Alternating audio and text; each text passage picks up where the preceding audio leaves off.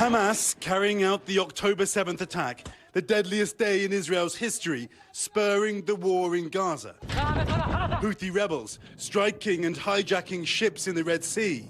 And Hezbollah firing rockets back and forth with Israel on its border with Lebanon. All of them Iranian-backed militant groups, some closer than others, but often trained and armed by the Iranian government. And now, some key questions about who these militants are, what their mission is, and why Iran backs so many of them, and where the money really comes from. It all goes back to the 1979 Iranian Revolution. Since then, the Islamic revolutionary government has had a clear goal, according to experts, to weaken and even eliminate American influence in the Middle East. Iran has two main goals by supporting these militant groups and in some cases creating these proxies across the region.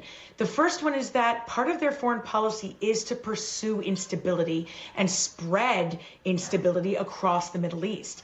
And that is because it helps them achieve their broader goal, which is ultimately to spread Iranian influence across the region. Iran is also a vocal supporter of the Palestinian cause and clear enemies with US ally Israel.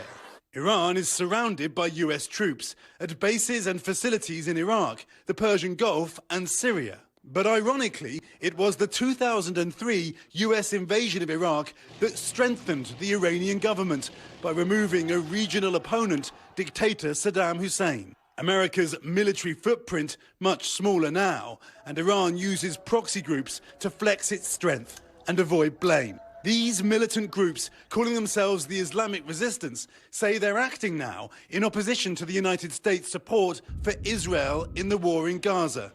And Iran, likely using some of the billions it's bringing in from oil exports, now at a 5-year high, to fund these militias. Sometimes they send cash to these groups across the region. That is not difficult for them to do.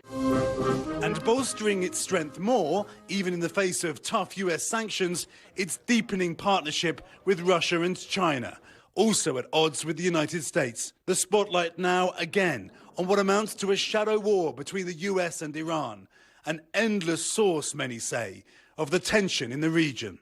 Kier Simmons, NBC News. Thanks for watching. Stay updated about breaking news and top stories on the NBC News app or follow us on social media.